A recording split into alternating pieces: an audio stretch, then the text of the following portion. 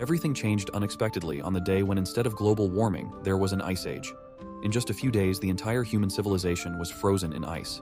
People weren't prepared for this turn of events, and without the necessary skills and equipment, froze and died by the millions. But the cold was not the only problem in this cruel new world. Ordinary and available to everyone yesterday resources became the greatest treasures for which the survivors were willing to risk their lives. 28 weeks after the start of this icy apocalypse, our protagonist was walking through this landscape, looking unperturbed.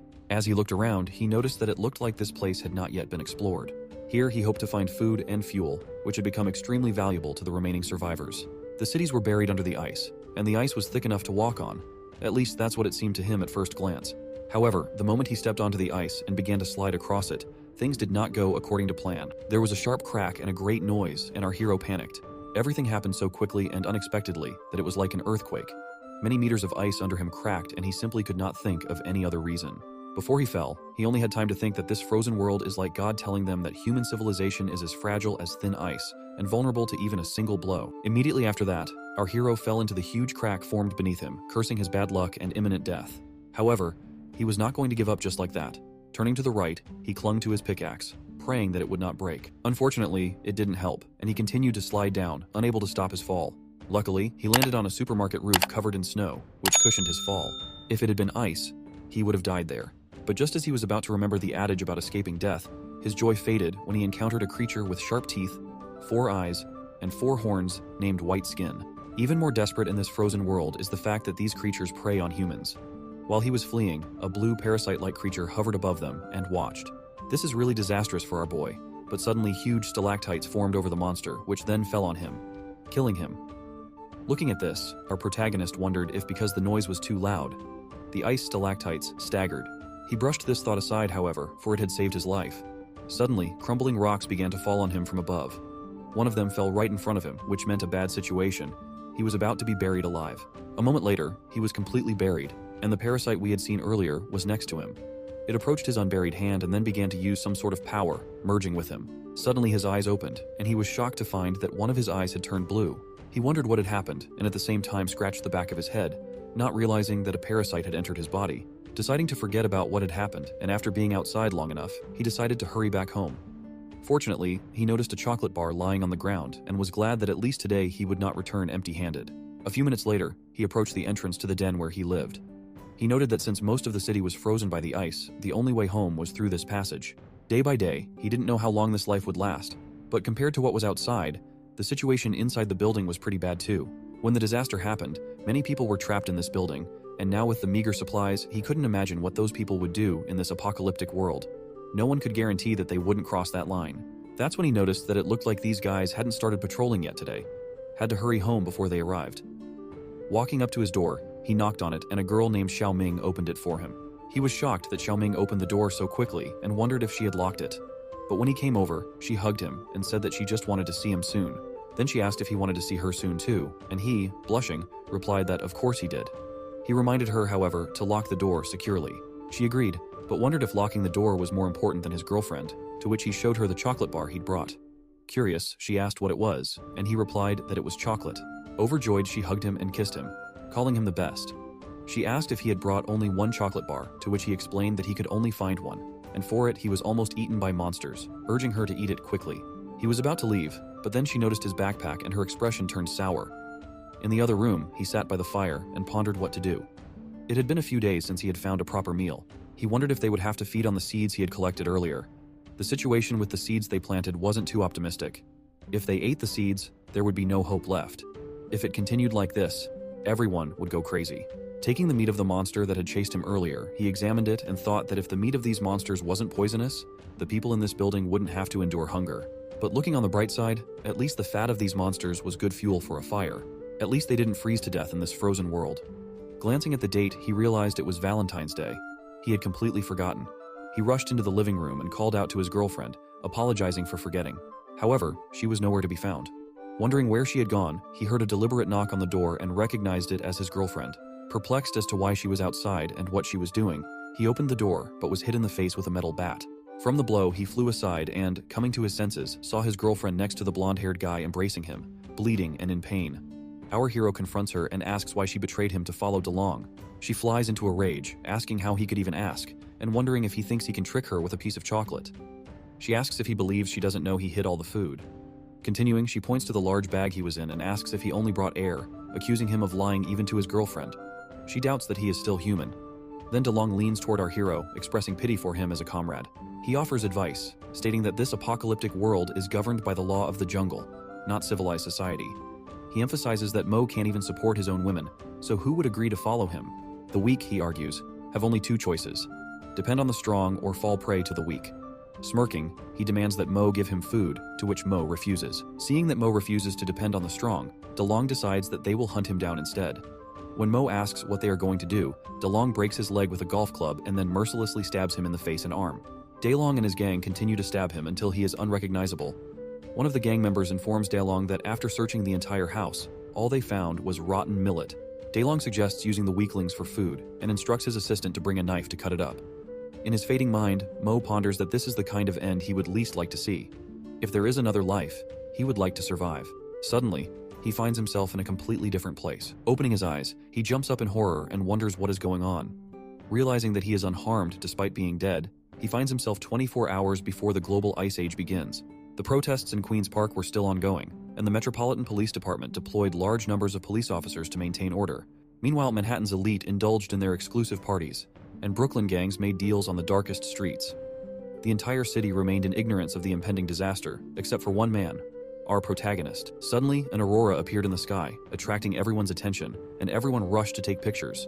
However, Mo knew that this was the harbinger of the Ice Age. At this moment, someone called him, and he recognized the caller as Xiao Ming. Remembering her derogatory remarks about being a weak woman who could only rely on the strong, he became angry. Blinded by his disdain for her false appearance, he decided to end it. Answering the phone, she inquired if he was still working overtime and remarked on the beautiful aurora. She then brazenly asked for money, stating that her credit card was maxed out.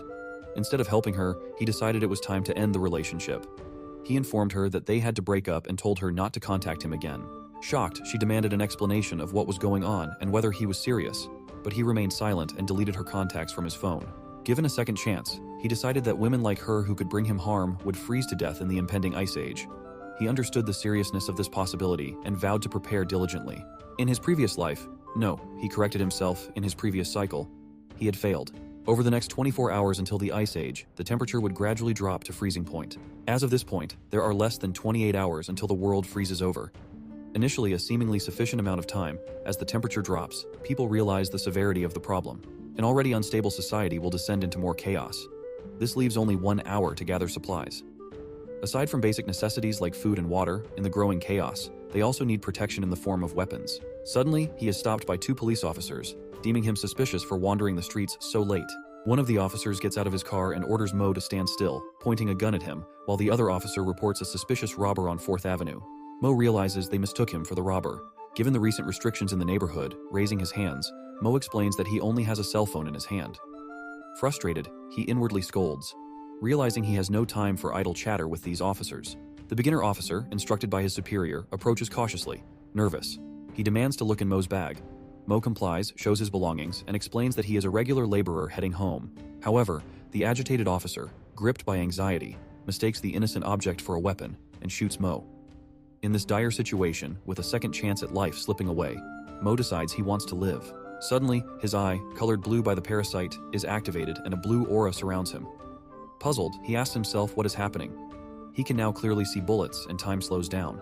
In the midst of the chaos, Mo manages to dodge the first bullet and realizes it's not an illusion when an officer fires several shots in his direction. Showing an almost effortless grace, Mo dodges the bullets with a simple step, not wanting to waste time dealing with ignorant people. Suddenly, something inexplicable happens. The bullets freeze in midair at an astonishing speed. Mo approaches the beginner officer and delivers a powerful blow, robbing him of his senses. The blow is so powerful that the officer's eye flies out and he flies backwards, and the senior officer turns and sees his colleague distorted and probably dead. In a panic, he falls on his ass, demanding answers as to what happened to the beginner. Showing both strength and uncertainty, Mo finds himself surrounded by an icy aura with a menacing stare. He admits that he doesn't know who he is, leaving the officer to confront the inexplicable display of ability before him. Svein begins to talk on the radio, announcing that the suspect has escaped and repeating the message for emphasis. Despite witnessing it himself, he found it hard to believe. Regaining his strength, he promptly left the scene and ran until he reached his apartment and collapsed in his room, panting. He reflected on the recent events, wondering about their reality, for how could he have done such a thing? Taking the officer's pistol he had acquired earlier, he decided to test his abilities. Pointing the gun forward, he fired, his power activated, and he intercepted the bullet with astonishing speed, catching it in midair, which confirmed his suspicions. He realized that he had gained superpowers. He noticed that the ice seal was still missing and wondered why frost had appeared on his body. Could it be due to the high speed of traveling like a supersonic airplane? It seems that this superpower is indeed related to speed, he concluded. Although it wasn't particularly outstanding, he was already anticipating the impending end of the world. This ability could allow him to be one step ahead, to quickly foresee what was coming. As he pondered, his thoughts were interrupted by a knock. Opening the door, he found his landlady standing there. She inquired about the sound of the gunshot, and he nervously attributed it to a malfunctioning TV remote, apologizing. She then warned him about the lack of security in the area, telling him about a previous robbery at a nearby supermarket. Thanking her for her concern, he watched her leave, reminding him that he should take care of his health and not work too much overtime. At this point, he decided to deal with the supply situation, but then he remembered that she had mentioned the nearest supermarket. Knowing that it must have everything he needed, he smirked and declared that it was time to go stock up on groceries. There was only one cashier in the camera-filled grocery store. In no time at all, he had scooped up so many groceries in the aisle that the bored cashier suddenly flinched at the number of checks coming out of the machine. She picked it up, wondering what was going on and wondering if someone had just made a huge purchase. Then she noticed a note apologizing and urging her to leave soon and stay safe. As she read it, she found the message odd. She was fed up with recent events. This store had been robbed a few days ago, and now this strange occurrence had happened. Suddenly, two armed men entered the store, pointing their guns at her. She muttered to herself that she had been having very bad luck lately. The blue-haired guy demanded that she hand over the money, confirming that it was a robbery. He shouted so loudly that his words could be heard outside, attracting the attention of the mysterious figure. Suddenly his gun froze and everything around him became cold, and he himself was confused by the sudden chill. The red-haired guy told his companion to look at the door, and when he turned around, the mysterious figure that had appeared earlier was fully revealed. A terrifying, distorted monster. The green-haired guy, figuring it was a costume, asked what kind of monster it was. His friend, however, was not so calm. He shot the monster 3 times, but the monster didn't even flinch. Then the monster reached out and clawed into the green-haired guy's body like a doll, pinning his head to his skin and ripping off the top of his face. A girl hiding nearby, instead of running away, started taking pictures of the monster eating the guy and posted them on TikTok. Some guards, upon seeing the photos, were shocked and wondered if the young people liked it. The guy next to them mentioned that TikTok has become very popular lately. Suddenly, a red message appeared on his phone, and he didn't immediately realize what it was. For a moment, they realized that it seemed to be an emergency message from the government. Then the city alarm rang, and the fat man noticed that it looked like something serious had happened. The signal asked the townspeople to be careful and announced itself as the Department of Homeland Security and Logistics. Upon hearing this, Mo realized that it had already started. For unknown reasons, the city was experiencing a cold snap. The alarm urged the citizens to close their doors and windows. Stay warm. A cold wave is coming, and Brooklyn will be the first to feel the cold. Meanwhile, in Building 58 of the new borough, in an ordinary apartment, a message from the Department of Homeland Security and Logistics sounds, urging residents to heed their warning. An obese man ponders the gravity of the situation, realizing the seriousness of the Department of Homeland Security's involvement. However, Blondie waves him off, stating that it is likely nothing serious. The message advises residents not to panic, but to secure their homes from the impending cold weather, urging them to stay indoors and keep warm. Meanwhile, in the same building, DeLong is questioning his men about why their hostage is still not divulging any information. The hostage insists that he really doesn't know anything. DeLong pulls a phone out of his vest and shows a picture of a guy drugging the boss's daughter. The hostage nervously admits that at the time, he didn't realize how important this woman was. DeLong brushes off his excuses, noting that people like him can only hope for divine favor. Taking the boy's hand, DeLong begins wielding the knife, methodically cutting off his fingers. Counting the severed fingers, he reaches 6, exactly the number he had in mind. Having finished, one of his men asks what to do next. DeLong states that sins of lust are punishable by death by fire, pointing to the presence of a boiler in the apartment. He orders the man to be thrown into it. As they were throwing the man into the cauldron, one of the guys remarked, "That cauldron looks pretty old." He then asked if they thought it would explode with a body inside. Another guy next to him told him to cut the crap and go to the DeLong. Suddenly, something completely unexpected happened. The cauldron exploded, and the man who was still next to him was thrown backwards. Fortunately, he was caught by a friend. Meanwhile, Mo was working. He had finally finished making a framework for growing crops with the available supplies. Even if he didn't go outside, he could last for a long time. But it wasn't enough. Supplies would run out sooner or later. Sustainable self-sufficiency was key. His plan was to build the perfect survival room that would be self-sufficient. The freeze had been going on for almost an hour now, so he needed to speed up. He found the right moment to use his power and speed up. Suddenly there was a knock on the door, and he wondered who it was that was knocking at this time. He opened the door, feeling a familiar sensation. It turned out to be the very same guards. They apologized, and Mo, recognizing them, asked what was the matter. Fatty explained that they had just announced on the radio that the temperature outside had plummeted and the heating had been broken. He was afraid people wouldn't notice it at night, so they came to remind everyone to be safe. Another similar incident happened in his past life. Back then, the heating failed and was not repaired in time.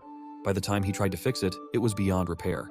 They can't afford to make the same mistake again this time, so it has to be fixed. Mo asks the guards if they can take him to it. He must be able to fix it. They agree, and after leaving his room, Mo heads upstairs. But the guard asks where he is going. Mo replies that the boiler room is upstairs, but he is corrected that it is actually in the basement. Despite the landlord mentioning the illegal boiler room, Mo follows them downstairs. Upon arrival, they find that the place is unusually cold, and Mo notices a strange smoke like cold air. The fat man calls his name, pointing out the damage. Mo quickly repairs the damage, but then notices a blue liquid that triggers his memories. Suddenly, a monster appears behind Blondie, leaving him confused. Unfortunately, the monster destroys Blondie's head and devours his body. Mo, puzzled, wonders about the presence of the white-skinned creature. Meanwhile, Fatty, also puzzled, is confronted by the creature, which turns its gaze on him. Mo activates his powers and saves Fatty from the monster's imminent attack with super speed. Old Lao Chiao almost lost his head like Blondie. As the door remains open, Mo realizes that he can save himself by running at full speed. However, to his surprise, the monster keeps up with him. The creature looks like the Titan from AOT. It's getting closer, and Mo, finding himself in such a dangerous situation, fears he's going to be devoured. He wondered if the decrease in speed was due to the fact that he was carrying Fatty. After thinking about it, he glanced at the door and decided to throw Fatty outside, which he did. Fatty was shocked at the unexpected turn of events as he landed outside the door. Suddenly, Mo's reflexes kicked in, and he dodged the monster's smashing attack. Watching him, Mo noticed that the monster seemed to be related to Fatty, but it wasn't clear to him why. To figure it out, he needed to remember what had happened. In the beginning, when he had held on to Fatty, the monster had caught up with him. Now, without Fatty, his speed was faster than the monster's. Could there be some reason why his ability wasn't working? When the monster raised his hand to attack again, he quickly dodged it, internally thinking that this condition had nothing to do with the monster, but must be related to Fatty. When he threw Fatty, a strange phenomenon happened. Energy appeared when his ability was activated. Looking around, he wondered if there was a connection between the pebbles. Suddenly, it hit him. He knew that in his past life, people had faced these monsters with no chance of survival. Therefore, when he saw a monster, he only thought about how to save himself. But now everything had changed. If his hunch was correct, the former prey could also become the hunter. Holding the stone in his hands, he prepared himself, charged a huge attack, and with a powerful swing, he completely destroyed the monster. Just as he thought, his hunch proved to be correct. His ability could only affect targets infected with energy. He smirked, knowing that as long as they were contaminated with energy, he could accelerate them, thus increasing the kinetic energy of the objects. Even a small stone could have the power of an electromagnetic cannon at a certain acceleration. A blue gust fell onto the floor. It came from Mo's eye. He was confused, but he knew it was blue blood. What's going on here? He was perplexed. Suddenly, with no answer, he fell to his knees, blood gushing from his mouth, and then collapsed to the floor. He was so cold, but before he passed out, he noticed Fatty walking towards him. He was grateful to Fatty that he was okay. Fatty, also known as Lao Chiao, told him to keep his eyes open. However, after a while, he heard a different voice. When he opened his eyes, he found that he was in a different place and new faces were standing in front of him telling him that the wind outside was too strong to go to the hospital. Even if they wanted to, the main gate was frozen shut and couldn't withstand the blizzard. Lao Chao told the others to find something to block the wind and turn up the heat in the guard room. The girl suggested that Mo might have been poisoned and inquired about what had happened in the basement. Feeling very cold, Mo closed his eyes, but was advised to hang on and not fall asleep. Opening his eyes again, he found that he was in another room where Mrs. Fang told Lao Chao to leave and find Xiaozhou upstairs. As Mo closed and opened his eyes, a few moments later someone entered the room. Closing his eyes again, he heard a voice telling him to hang on because they were almost there. Opening his eyes again, he found himself in a different place where a new character told Lao Chao to leave. Mo was very cold, and Zhou realized that with Mo's body temperature so low, it was a miracle he was still alive, which made her wonder if he was some sort of cryogenic person. Record 409. Patient is male, age 20 to 25. Suspected poisoning. Currently in a coma, his vital signs remain abnormal. His body temperature is around 10 degrees Celsius, but his pulse and nerve reflexes have no abnormalities, which is truly amazing.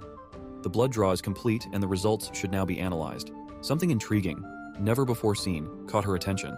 The blood before centrifugation was indistinguishable from normal blood.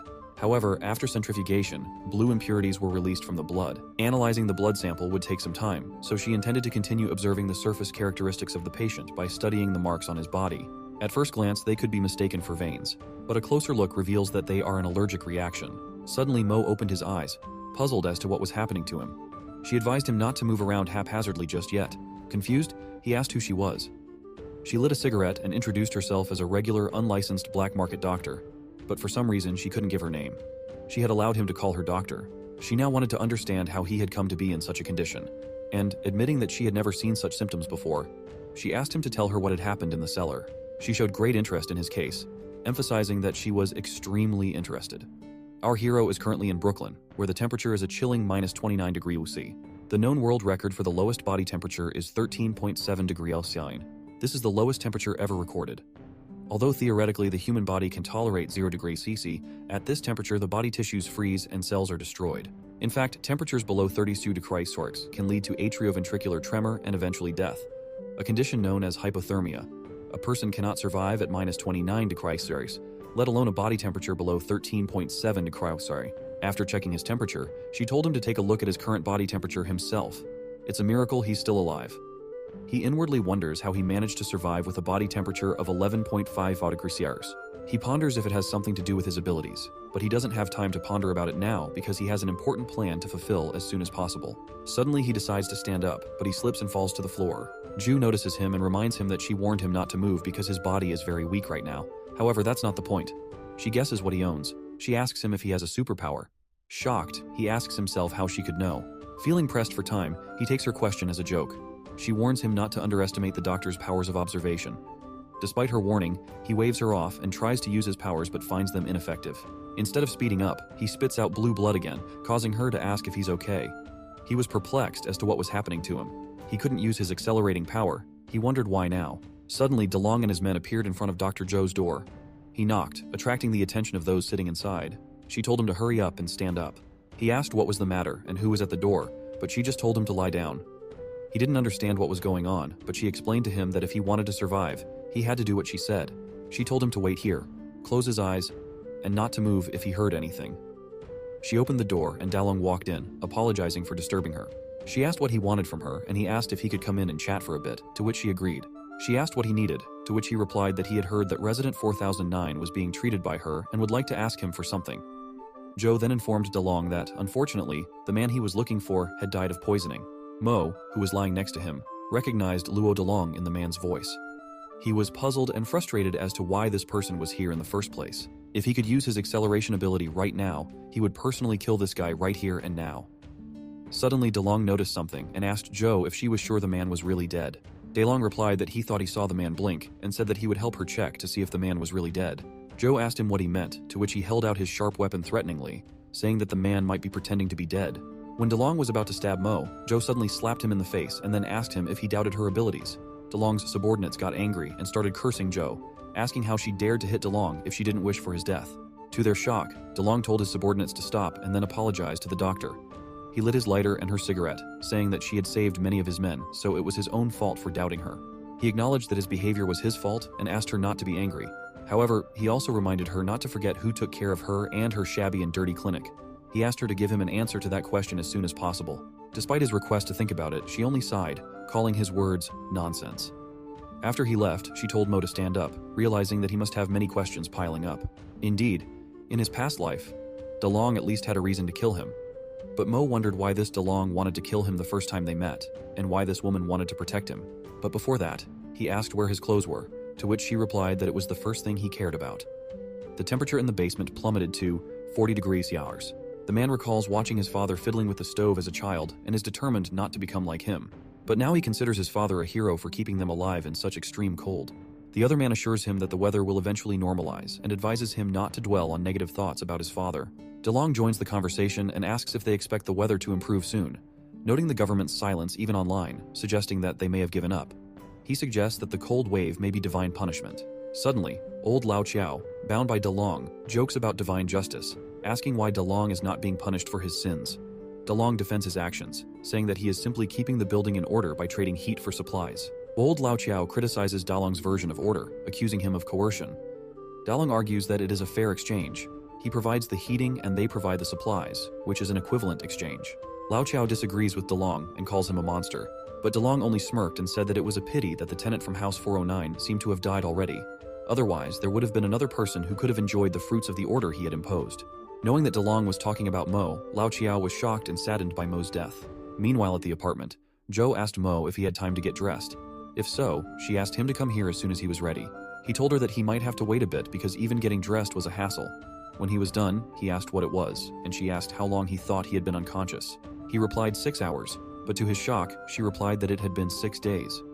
She told him that a lot had happened in those 6 days. She explained that DeLong controls the entire heating system in the apartment and requires tenants to exchange consumables for the right to use it, otherwise he turns off their heat. She went on to explain that several residents have gone outside to find supplies. Going outside now is almost no different than committing suicide, and those who went out probably thought they were going to die anyway. Remembering the current Dalong and the Dalong from his past life, Mo flashed with anger because no matter what timeline he's in, he's a monster. Clenching his fist, Mo asked the doctor if there was a way to restore his body. Hearing his words, she was surprised and said that of course there is a way, but if he wants her to tell him, there is a condition. After all, she is running an underground clinic, not a charity. So she asked him if he could agree. He asked what her condition was, because if he could do it, it would be done. Finding his answer acceptable, she took him by the chin and said that she wanted him to be the subject of her research, and that only she could study him. She told him not to worry because her research would not endanger his life as she had said before. He was very interesting to her. With a smile on his face, he agreed to the deal. She then told him that there was a special substance in his blood, but she hadn't quite figured out what it was yet. What is known for sure is that these substances absorb thermal radiation. They help him convert the thermal radiation into energy suitable for the human body. This phenomenon happens only when he lacks heat. However, before absorbing a certain amount, his body will be in such a cold state. Simply put, his body suddenly had a medium capable of storing energy. His current weak state was simply hunger. Hearing this, he asked if he just needed to eat a large amount of food and everything would be fine, to which she replied, "Absolutely right, but the amount of food would be very large, and she didn't have that much food right now." Smirking, he told her not to worry because he had a way. As he walked down the stairs to return to his room, he inwardly remarked that it was a good thing he had prepared ahead of time and gone to the supermarket to do some shopping. Since he was able to get home safely, it was already a victory. After the bad guys left, he sneaked to his apartment and used his fingerprint to open the door. Once inside his room, he was shocked, inwardly asking himself if the heat had been turned off. It really could freeze a person to death. He cursed himself aloud for turning the entire room into an ice house. Looking through the things he had bought, he found this: the food with the highest calorie content. He opened the box, and it turned out to be full of chocolate. After he saw it, bad memories came flooding back. After that, he ate it, but there was no reaction, so he thought that the amount was not enough. So he decided to increase the dose. After a hearty meal, something unusual happened. He was pierced by a sharp pain accompanied by an unquenchable thirst for warmth. A feeling of terror, as if death were imminent, made him collapse to his knees, panting and struggling to keep control of himself. Suddenly, 2 of his former adversaries approached his room and were surprised to find it unlocked. One of them assumed that DeLong had intended to cut Mo's fingers to enter the room. Their surprise was replaced by delight when they discovered the abundance of supplies inside. However, there was a strange change with Mo. The once blue veins were now pulsing threateningly red. Rising to his feet, he was confronted by uninvited guests who demanded to know who he was and whether he had opened the door. Meanwhile, Zhou prepared to study the final simulation report, wanting to know the truth about Mo's condition. The transition back to the active state proved problematic. It affected neural activity and caused a dangerous glycogen imbalance. Back in the room, the 2 men began to berate Mo, claiming it was his property. But he only answered them with a threatening look, and a purple aura enveloped him. At that moment, he lost control of his own body. 72 hours ago, Zhou had been in the basement wondering what had happened there to turn Mo into such a person. Suddenly she noticed something and, intrigued, picked it up and put it in her bag. As she continued to explore the basement, she noticed a monitor that was recording everything that was happening. Realizing that she needed to find out the truth, she decided to head to the security room. No sooner had she taken a step, however, than speakers crackled in the apartments and a voice addressed the residents. He told everyone to ration their supplies to avoid waste, as they would now have to pay a small compensation for heating. As this announcement echoed through the building, the 2 troublemakers ran into an elderly man, old Lao Qiao. Despite his weight, they remembered Dalong's warning to keep an eye on the boiler. Zooming in, you can see Dalong speaking into a microphone. The residents of the house are confused. They question whether this is a prank and speculate about old Lao Qiao's involvement. However, one of the residents notes that the voice does not sound like old Lao Qiao's. Undeterred, DeLong continues his speech, emphasizing the seriousness of the situation. He ominously runs his finger over the heating button and decides to temporarily turn it off to conserve resources. After his heinous act, he breaks out into maniacal laughter. Meanwhile, Mo appears. Someone dressed just like Mo asks if he hates him. We peek into Mo's mind, imagining him as a prisoner being interrogated by red energy, asking questions about his hatred for DeLong. At the mention of Daelong's name, Mo's eyes flash with vengeance, and he defiantly confirms his hatred for him. He grabbed the neck of one of the guys standing next to him, and suddenly the guy started burning as if his entire body was being burned from the inside out. Instead of the guy's face, however, Mo saw the face of Daelong, who asked him if he knew that human flesh tasted almost like beef. Those words made him even more angry, so he threw the guy out of the room, and he fell down next to the other people after punching through the wall. They looked at the skeletal figure lying before them, confused, scared, and shocked. It looked like the dead man had fallen from the 4th floor. Meanwhile, the dead man's friend was perplexed about what had just happened. Looking at Mo, he wondered what kind of person he was, and even wondered if Mo could be an alien given the red aura surrounding him. He inwardly cursed, realizing that it was impossible to defeat Mo, and decided to take action. He jumped into the air, ready to strike, but Mo remained unfazed and smirked. He looked at the guy, but all he could see was Daelong's face as he leapt towards him, reminding him of jungle legends. Mo quickly dodged the guy's attack, startling him with his speed. Mo started taunting him, and the guy attacked again, but Mo easily dodged. The guy attacked again, but Mo dodged again, still thinking he was fighting Daelong. This time Mo decided not to dodge. He raised his arm with a fierce look and rushed towards the guy, chopping him in half with his arm and speed. The moment the man's dismembered body was lying on the floor, someone walked up to him and called Mo's name. Mo turned around to see who it was and saw his ex-girlfriend Xiaoming pointing a gun at him. She shot him, but since Mo could only see the people he hated in that uniform, he didn't realize that the girl wasn't Xiaoming, but Zhou. Zhou reassured him not to worry because it was only insulin. Mo started to lose consciousness and fell into her arms. Zhou explained that the substance she had injected him with was supposed to dissipate the excess heat in his body. However, something unusual happened. The cold room filled with green, and she was confused, wondering what was happening. Hunger. Hunger has always been a catalyst for human atrocities. Hunger never comes alone, but with it always comes its relatives, no less horrible and merciless than itself. Cannibalism in families. And of course wars. All these things have happened many times in human history, and spared no one. But everything changed thanks to the development of agricultural technology and improved methods of food production. Thanks to its sufficient quantity, human society managed to gradually stabilize and develop to unprecedented heights. However, hunger never completely disappeared forever and only waited for the right moment to return with renewed vigor in this frozen world. Now that farming has become an almost impossible task, hunger has once again become a catalyst for human atrocities. And the dark history of humanity is about to repeat itself. However, there's always an exception. Meanwhile, Mo was sleeping peacefully on a lush green plant in the middle of the room. Xiaoju herself had knocked him out with her injection recently, and now only apologized to him for having to sleep again after he had only recently woken up. But it wasn't our hero she was interested in right now, but the plants that had grown very quickly in the room. She wondered what it was all about. There were ripe tomatoes on these plants, and she couldn't resist picking one. And taste it, in the week since the ice apocalypse, fresh vegetables were already a rare treasure. The tomatoes grew very quickly and were already filling half the room. Surprisingly, the tomatoes themselves tasted quite good. Besides, this amount was enough to feed the whole apartment building. Meanwhile, outside, things were not so rosy. The frost and snowstorms did not stop, and it was getting worse by the day. In the midst of such unfavorable weather, a couple of people were hurriedly walking forward. However, the girl suddenly stopped with a stomachache. She had been starving for too long and was now barely hanging on. The guy who was with her also stopped and asked how she was and if she could hold on a little longer. She smiled at her lover and assured him that it wouldn't be a problem and she would try to hold on through. The guy couldn't stand her suffering and suggested that she wait a little while he would look for a bar of chocolate that he might have in his pockets. She tried to assure him that he shouldn't, but he wouldn't listen to her. He was immersed in the search for his treasure that the bastard had almost taken from him. Unfortunately, he couldn't find that candy bar. And there was a simple reason. His wife told him to stop looking and remember that they had given that candy bar to their dear daughter this morning before going out to look for food. They were talking quietly, and because of the snowstorm, they were completely oblivious to the dark silhouette approaching them. The boy laughed carelessly when he admitted that he had just completely forgot about it. And that laugh was the last one he would ever have. He felt useless, and the clawed paw was ready to end his suffering. One swing, and what had been his head turned into bloody scraps. Right in front of his wife, the giant ice monster immediately grabbed the decapitated body before it could even fall to the ground. The monster's mouth was in a very unconventional place, but that didn't bother it at all, and it began to devour its victim greedily. The woman just stood and watched in shock and couldn't move. The monster had quickly consumed her husband and now greedily began to look at the woman, who looked quite delicious to him. Even in the face of the threat looming over her, she couldn't move and only asked herself, "What is this?" She probably would have died there if not for the voice of one of the survivors from the nearest house, who urged her to stay focused and run away. She still didn't know what was going on and just looked around nervously.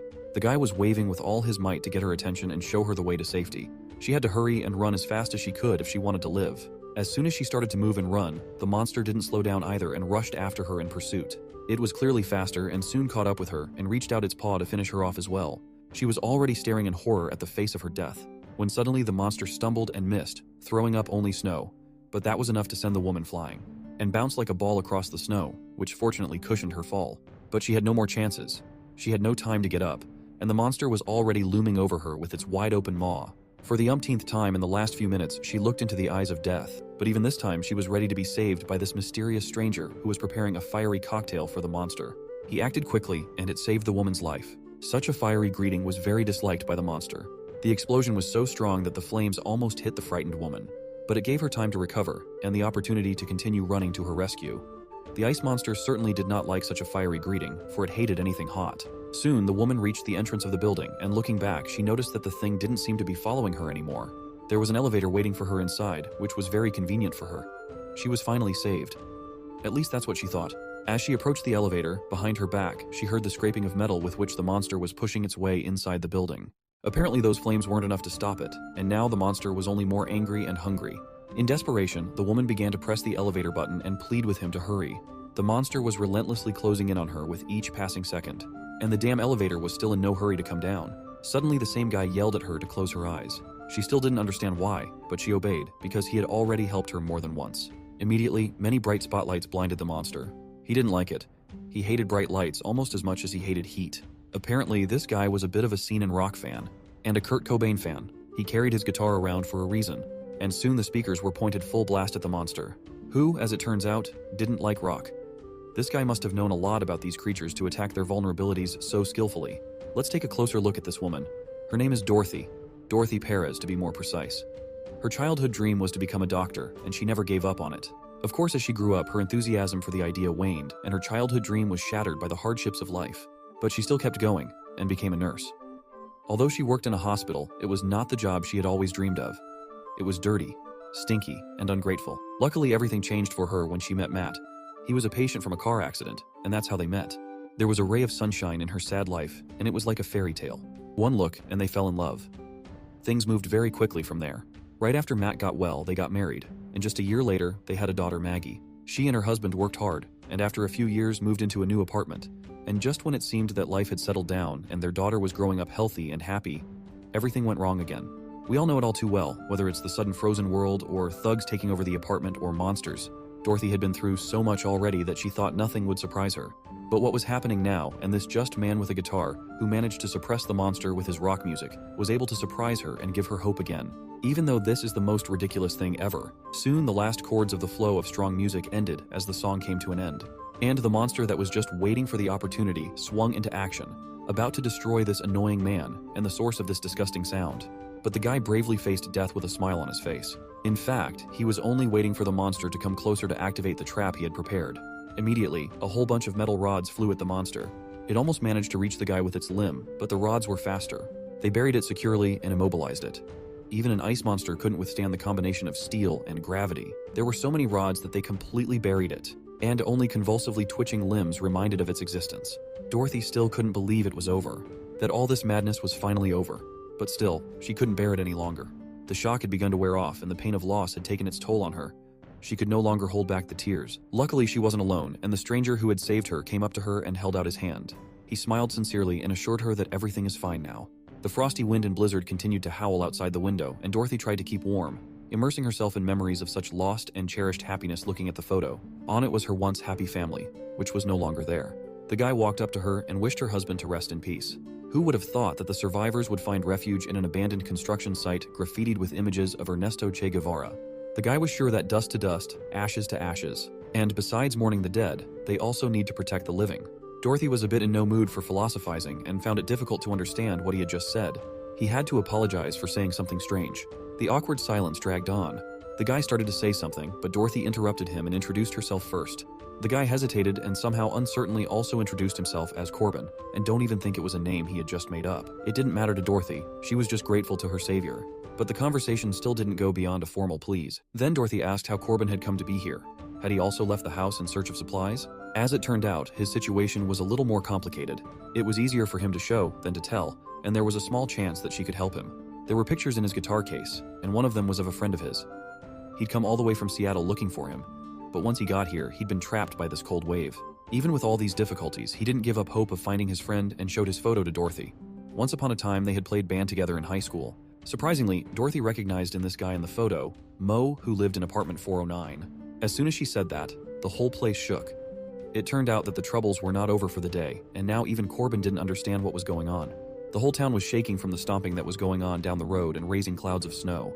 Corbin looked closely at what was moving there and couldn't understand. What were those? They were ice monsters, but not like the one he had defeated before. There was a whole pack of them, and behind them was the biggest monster who was leading the pack. Their movements didn't look chaotic at all. It was clear that they were moving towards a specific goal. Dorothy noticed it too and was horrified when she realized where they were going. Straight toward the apartment, where her young daughter was staying. Meanwhile, inside the apartment, our hero was just coming to his senses. He opened his eyes, and the first thing he saw was someone's breasts. But that's not what interested him now. He was wondering, when did he pass out again? But as soon as he realized that it was a woman, he was quite surprised and tried to understand what was going on. It turned out that Xiaozhou was just finishing connecting the sensors to him, and that was why she was so close to him. She was not the least bit embarrassed by the fact that he was awake. It was even more convenient for her since she had finished putting it on him. The only question that flashed through his mind was what had she put it on him? But that question immediately fell away when he looked at his body and tried to move. He was chained to a chair and he was not happy with this. Her experiments had gone too far. Xiaozhou tried to calm him down and assured him that it was just a safety measure for him. It sounded dubious to Mo, and what the collar had to do with safety was a mystery to him. Let's dive deeper into the history of collars, no matter how cheesy it sounds. Collars have always been one of the oldest pieces of ornament in the world, and its meaning has always been changing. In the past, it was a symbol of slavery and represented control and possession over an object. But now it can also be a toy for adults. Fortunately or not, that's not our case. And Dr. Xiaozhou assured Mo that he didn't have to worry, as what was around his neck was definitely not for such a purpose. Mo himself hadn't even thought about anything dirty until she mentioned it. Now it seemed to him that things hadn't gone as they had agreed. The terms he had agreed to were not the same. He had agreed to be the object of study, not her personal toy. Still, Zhou had assured him that he was the research subject and that the collar was just a special monitoring tool. She was going to experiment with the thing inside his body that she had mentioned earlier. At the time, she'd said it would help him absorb heat and store it. But after taking a closer look and analyzing all the facts, Zhou found out that it has more than one function, and this collar she designed specifically to prove her hypothesis. When Mo's blood sugar level is too high, it activates another state of this thing inside him. This collar will change its color from blue to red when Mo's blood sugar level gets too high. Of course, Mo didn't understand all these explanations, so he asked her what she was talking about and what this other state even meant. Zhou simply asked him if he remembered what happened 20 minutes ago. This was a question our hero could not answer. All his memories were like broken pieces that he couldn't put together into a complete memory, and in the end, he couldn't remember anything normal. But before he started to feel concerned about it, Zhou assured him that he shouldn't worry. It's okay that he can't remember. She's just here to find out what's going on. After all, it's also part of their research. For some reason, Mo kept getting the feeling that this woman has a hold on him. But that wasn't the point. He wanted to find out what was going on with him too. And once he found out, he would definitely have an advantage over this strange woman. However, Zhou had her own plans for him and she pressed the button. As soon as she did so, Mo's body shook and he screamed in sudden pain. He didn't realize what was going on and why his left arm had all started to turn red. Everything came to a head when he looked at the substance that was injected into his blood, 25% glucose injection, too much concentration for an ordinary person. Even Zhou was surprised to see such a big reaction from his body and decided to record the data first. Mo could barely hold on and asked this crazy doctor what she had done to him. Zhou seemed amused by his screams, and she just remembered one thing she had almost forgotten about. All for the experiment, of course. Mo tensed up and asked in a panic what she was going to do. And it wasn't what you might think. She just put the pot with the plant in front of him. However, this didn't clear up the situation for Mo in the slightest. He had completely lost all hope of understanding what was going on. As soon as he realized it was a plant, his eyes widened and filled with that red energy, and his body just released a whole wave of energy that filled the entire room. Now it wasn't Mo anymore, and he was shouting, "Zhou, how dare she trick him?" Meanwhile, someone suspiciously similar to himself was watching all of this with a sly smile. He was moving at a speed that Flash would have envied. It felt like time had stopped. When he passed plants, they instantly began to grow, blossom, and bear fruit. He stood right in front of the real Mo, who could only now see this stranger. Our hero couldn't believe his eyes and asked what was going on. Well, the stranger was just about to explain everything to him. They just had to meet again just for that. Mo noticed their striking resemblance and asked the stranger if he was our hero himself. It didn't seem real anymore, and Mo decided to tell the doctor that he was hallucinating. But the second entity assured him that he was stupid, and she couldn't hear him now. The lack of reaction from her side only proved his words. She really couldn't hear them. Time stopped for Joe, as it did for the rest of the world, except for our hero. Mo then asked him if he had done it. He evasively replied that, something yes, but also no. This answer did not satisfy Mo, and he was beginning to lose patience. What does this stranger mean? And who is he really? And why does he look just like our hero? Then he answered that, to be more precise, they did it all together. After all, he alone couldn't achieve this level of power. As for who he was, he had an idea to remind our hero who he was, so he threw off his hood. Mo was shocked. Now he remembered everything. 2 pairs of blue eyes, he'd seen it before. Mo remembered that he had seen a similar creature when he fell through the ice and narrowly escaped death from the monster. Yes, that was when it happened. All of Mo's powers and the fact that he was able to resurrect and go back in time, all of this was only possible because of this blue parasite that was now living in his body. The parasite could take many forms, but the main thing was that it wanted to coexist peacefully because it would be beneficial to both of them. We all love fictional stories about secret government organizations that save the world from imminent doom, such as the Shield and others. Well, in this world, such an organization failed in its mission, at least at first. It's called the National Security and Logistics Bureau. It's a branch of the National Security Agency. Abbreviated as NSAL, it's one of the few departments in the country that can operate independently even after other government agencies collapsed. The NSAL has its own medical unit, administrative units, and even military units. The NSAL can be said to be the last guarantee of civilization in the world after the government has collapsed. And in one of the organization's bunkers, someone was calling loudly for Xiao Luo, the sister of the familiar Xiao Zhou. Things were going badly for NSAL, and the network still hasn't been restored. This question had been raised too many times in the last 2 days, and the agent who had to answer it all the time irritatedly replied that there was no change on this issue. All because the information department says it's a hardware issue, and to fix this issue, they need to contact the engineering department, and there is still no way to do that. All because of the situation outside, a lot of their data and information used pretty primitive old technology, and now it's hard to do anything about it. Xiao Luo worked for the agency under the working name Barbara Ripley in the biochemistry department. She was a leader and an agent with level 4 clearance. And when she heard the reason why the network was still not working, it became clear to her that those slackers were just shifting the responsibility one to the other. Her assistant had almost finished the report, but she still wanted to add some details. Barbara quickly glanced at her work and noted that her report was already good enough and she should send it to her first. The assistant didn't want to send the unfinished work. Her perfectionism just wouldn't let her do it. Barbara laughed at that and asked if she was really that dumb. Their bald-headed supervisor wouldn't read this report seriously anyway. He's just too dumb. That's what happened. After barely looking at the report and not understanding anything, he quickly slammed it down and stated that the situation is an emergency right now. An NSAL doesn't have time to discuss such things now. Barbara had heard him say that more than once and only rolled her eyes tiredly. Here we go again. As expected, Frank Kordick, who was the head of the Strategic Solutions Department, went into a tizzy. He was angry that first climate change, then cyber attacks had made their communication methods completely unusable. What's more, their field agents have also been out of contact for over 48 hours. Nor is it possible to contact those sleeper agents who still haven't been activated. Frank was sure they were in a real war and needed to act. As a true Fallout fan, he believed that war never changes. But Barbara thought otherwise, and she made it clear to him with a sneaky low blow. The poor man got hit on his weak spot and paid the price for pestering Barbara with his political correctness and other trash. Instead, she took him to the lab to show the really important sample they had managed to get their hands on. Now Barbara asked him what he thinks now, and did he understand why she was so anxious? Frank was so amazed by what he saw that he even forgot about his battered dignity. In the cell was a monster that had been caught not far from the bunker. The monster did not show any activity yet, and only quietly whispered incomprehensibly that he was a shell. They are all shells. Assistant Green explained to him that according to their observations, this creature had mutated from a human. It was hard to believe, but the undeniable proof of it was merely around the monster's neck. Frank took a closer look and read the name that was written on the army badge, Johnny Silver Hanmer. This guy was from the Department of Field Operations. No one knew exactly what happened, but it probably happened before the network went down.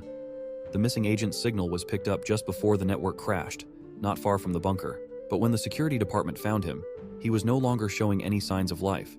Based on the information that was obtained, this guy was an activated agent, codenamed Silver Hammer. However, 24 hours later, the the body that was placed in the morgue underwent a mutation, turning into this creature.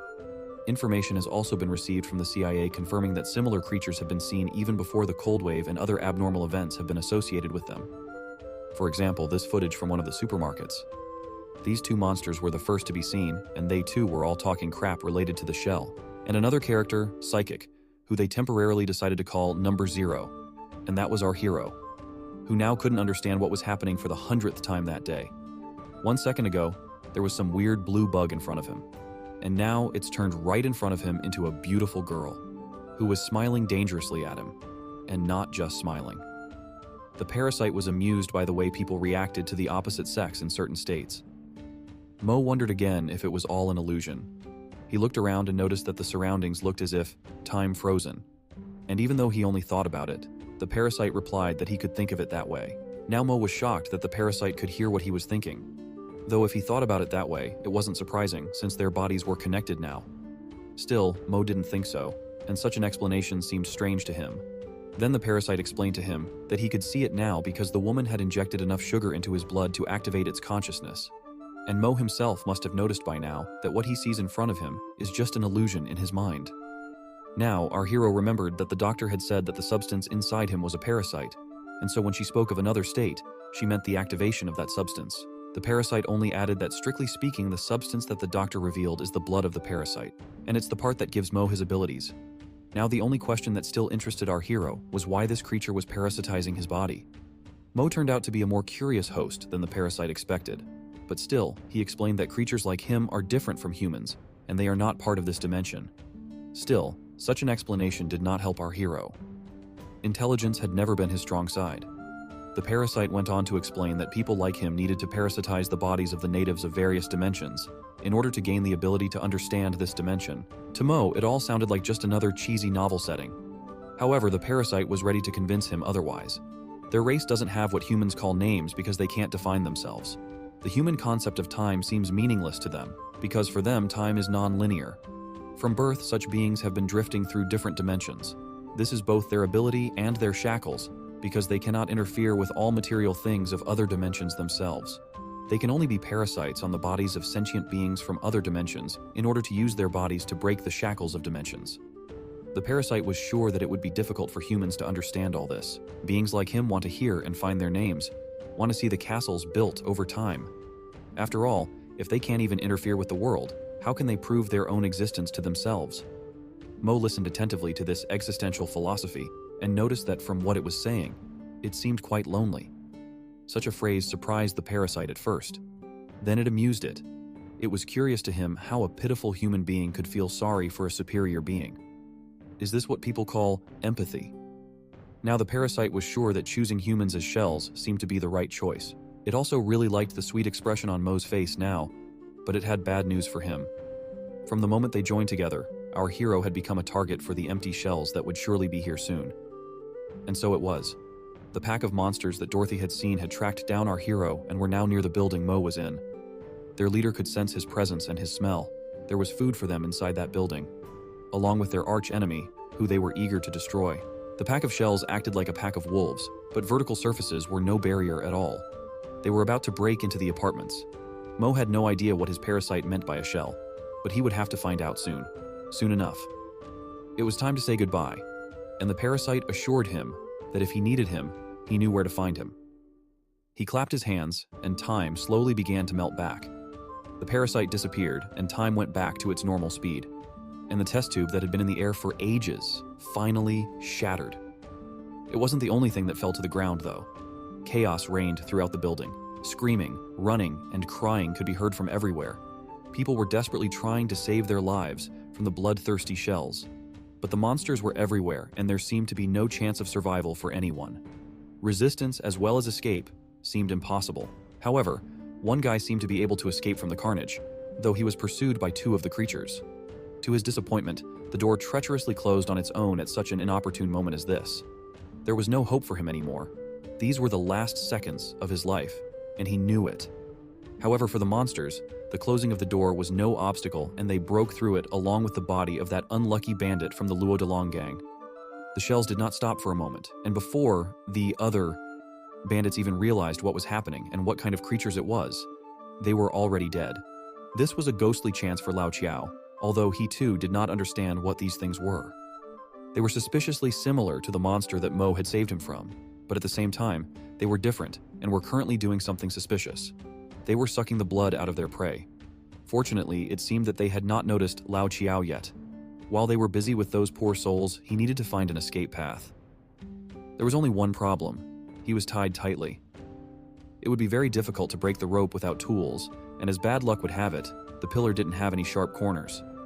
However, Lao Qiao was not as simple as he might seem at first glance, and he had a couple of old tricks from his younger days. In one confident move, he dislocated his thumb and freed his hand. It wasn't hard to do thanks to old injuries from his youth, so it was very convenient now. Before he was spotted, he needed to find another way past these monsters.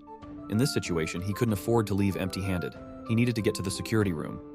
There were still weapons in the vault, thanks to those stupid thieves who didn't even realize it was a weapons locker. While he was coming up with his plan, he almost fell victim to another shell that came up from the side and was preparing to attack. It looked like his luck was running out for the day after all, and this was the end of it. Meanwhile, the top floor was still relatively calm, and Joe was summarizing the results of the experiment. Just as she thought, the plants had responded to his influence and were able to grow quickly in a short time. Mo wasn't interested in such details at all. He just wanted to know how soon she would remove the damn shackles and collar from him. However, Joe was in no hurry to let him go. She was summarizing the results of her research. It turned out to be true that he couldn't use his abilities for a long period of time. Otherwise, he would fall into the weakened state he already knew. Eventually, she gathered all the information she needed in the first place. Mo strained to free himself, and he reminded her loudly that she should hurry up and free him. But barely as she approached him, the entire building shook, and a strange sound caught their attention. It was coming from right outside the doors. Joe didn't understand what was going on, but Mo was beginning to guess what it might be. The creatures the parasite was talking about were already here, and the first of them had entered the room through the ventilation. From his past life, Mo knew them as white skins, but the parasite corrected him and whispered in his ear that it was a shells. Mo was surprised that this annoying hallucination was still here, but the parasite quickly shut his mouth. Now was not a good time at all to dwell on unnecessary trifles. After all, if he didn't do anything, that woman would soon be killed. Mo entered his speed mode, wondering why all the women around him were so complicated. He carefully and gently picked Joe up in his arms, as gently as he could, and quickly took her out of the shell's line of attack. The monster missed, and Mo gently slowed down, and immediately asked Joe if she was all right. Surprisingly, even a stern-looking doctor like her appeared to be able to show an embarrassed expression on her face. Pretty quickly, the embarrassment was replaced by a playful smile. She even enjoyed experiencing firsthand his ability so close. Now they finally turned their attention to the monster. This was the first time Joe had seen something like this and didn't know what it was. Mo was a little more familiar with them and called them all different names, but one thing was the most important. They were definitely dangerous. But as long as Mo was around, Dr. Joe could not worry, since he was full of confidence in his ability to deal with this thing. Unfortunately, such an epic hero moment was spoiled by Joe when she decided to once again remind him that he shouldn't use his abilities too much. But despite this, Mo decided to thank her. Even though her approach might be a bit awkward, but judging from the results, Joe had actually helped him a lot, and for that he was grateful. She was shocked by such words at first, but then she just laughed and reminded him that now was not the time to talk about it. Well, in that case, Mo was ready to talk about it after he'd finished with those small fries, and then he'd be sure to thank her properly. However, the monsters didn't waste any time, and where they lacked strength, they were accustomed to using quantity. Soon, the room's ventilation was like holy cheese. The shells immediately jammed their surprised victims into a corner. But it was not their numbers that surprised Mo, but the fact that they acted collectively and in a coordinated manner. Dealing with one monster seemed like a manageable task, but with so many at once, it could surely cause him to fall into the weakened state again. Now his tenseness was even noticed by Joe, and she asked him what was wrong. She was looking forward to how he'd thank her, but with that she would have to wait a little longer than he had first expected. The monsters were already all on the attack. They weren't going to wait at all. Now Mo must take care of them all head-on. Luckily, he had something to please them. The monitoring collar was still on him, and Joe could now watch his stats. She wanted to find out where his limit lay, and to do so, she started monitoring the glycogen in Mo's body. Learned from past experience, our hero was in no hurry to attack. He knew too well that if he used acceleration for too long, he would quickly find himself in a weakened state before he dealt with all the monsters. But there was a solution. Mo just needed to use acceleration only when necessary, and the effect would be just as good, with less energy used. The Whiteskins weren't about to give up. They used pincer attack to take Mo by surprise. They weren't as dumb as they looked at first glance. But that didn't matter since our hero was no longer their prey. With the acceleration, Mo could calmly look around in the midst of the battle. Because when he activated acceleration, time slowed down relative to him and allowed him to observe the movements of enemies to predict their attacks. In this way, Mo could easily dodge their attacks without even using acceleration. It was also possible to do the same thing on offense, even barehanded.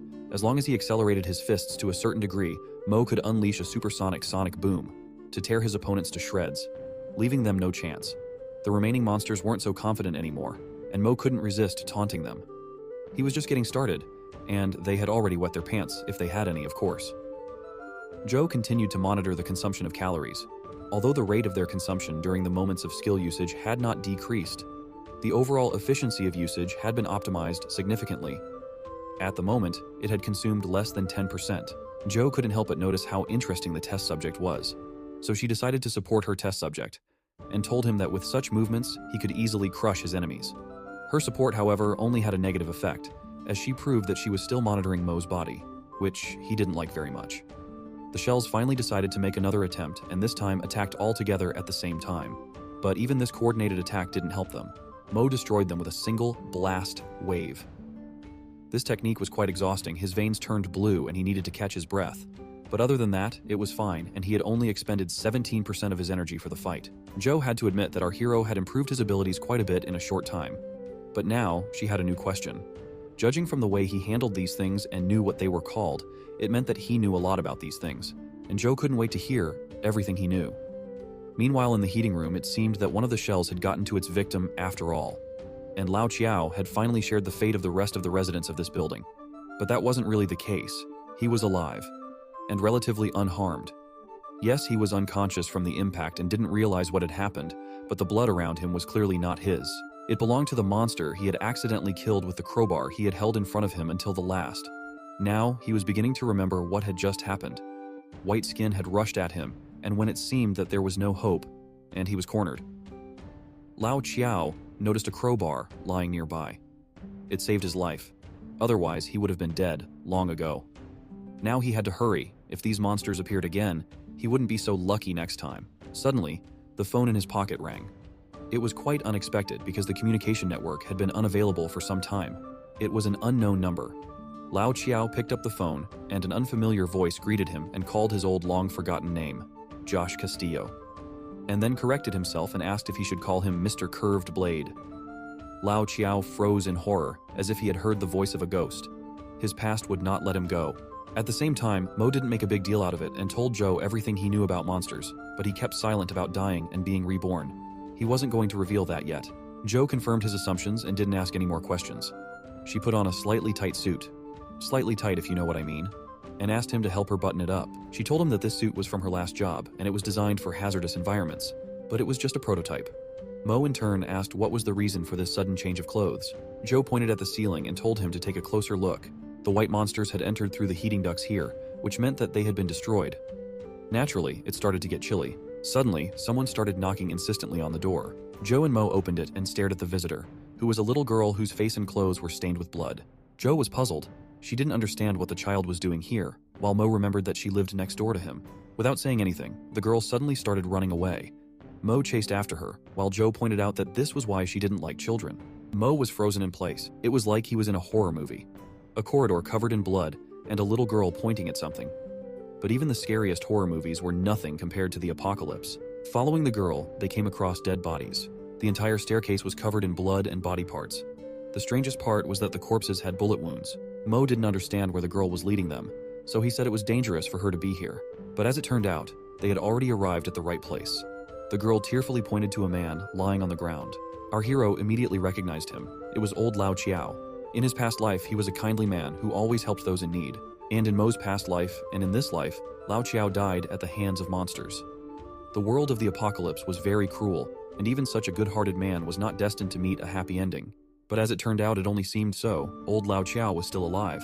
He grabbed Mo by the arm, which scared him very much. In our hero's opinion, it wasn't a very funny prank. In fact, old Lao Chiao couldn't die until he fulfilled his promise to drink with him. At the same time, a little girl turned to Joe and asked if she was a doctor. This was the conclusion she drew when she saw the red cross on her clothes. She wanted her to help Uncle Lao Chiao. Zhou was not as cold and indifferent as she might seem at first glance. She agreed to give a free consultation as an exception. Starting the examination, she asked Lao Chiao how he ended up in that state. He told her that he was suddenly in the building with a multitude of monsters. The other survivors like him tried to escape by climbing up the stairs. But suddenly, Luo Delong appeared. He didn't hesitate to kill everyone without any hesitation. This madman reasoned that they were just meat to buy time to save him. The slaughter of innocents continued. He didn't even hesitate to point his gun at a child. Fortunately, Lao Chiao managed to save the girl by covering her with his own body. Luo Delong lost interest in them and walked on while he fainted. By the time he finished his story, Zhou had already managed to pull out a bullet from his wound. Although the bullet didn't hit any vital organs, he had lost a lot of blood and needed to rest. Hearing this story, Mo became furious. He gloomily walked towards the place where Luo Delong should have been. He regretted not dealing with that bastard earlier. But now he was determined to finish him off once and for all. At the same time, Luo Delong continued to kill everyone, sparing absolutely no one. Their bodies were to hold off the monsters until he reached a safe place. Soon, he was near the entrance of the warehouse, which was heavily protected and was the safest place in the building. But even this warehouse could not be safe for him. Luo Delong realized this when he heard approaching footsteps. He had already guessed who would be their owner. They met again, but this time even Luo Delong's gun couldn't stop Mo. Out of desperation, Luo Delong started fiercely shooting at Mo. However, it was useless. Our boy was easily able to dodge all the bullets. After reaching the bastard, Mo instantly stripped him of 2 limbs. He must have felt the pain he was inflicting on others. Grabbing Luo Delong by the head, Mo headed towards the balcony. Luo Delong started desperately begging for mercy, but Mo was not going to listen to him. Mo now realized that he had made a mistake by focusing on building a shelter after rebirth. All these sacrifices were because he had not destroyed Luo Delong right away. Now he was angry at himself for being so naive. But even from this terrible situation, he had made a conclusion. He wasn't going to let something like this happen again. Luo Delong's body glowed with a bright blue light. The next moment, it flew downwards, straight onto the ice spikes. Mo decided that from now on, he would meet every invasion with an immediate 100-fold retaliation. There was no room for mercy in this icy apocalypse.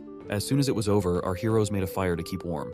For a while, they decided to stay in the warehouse Luo Delong had discovered. Even though they couldn't find anything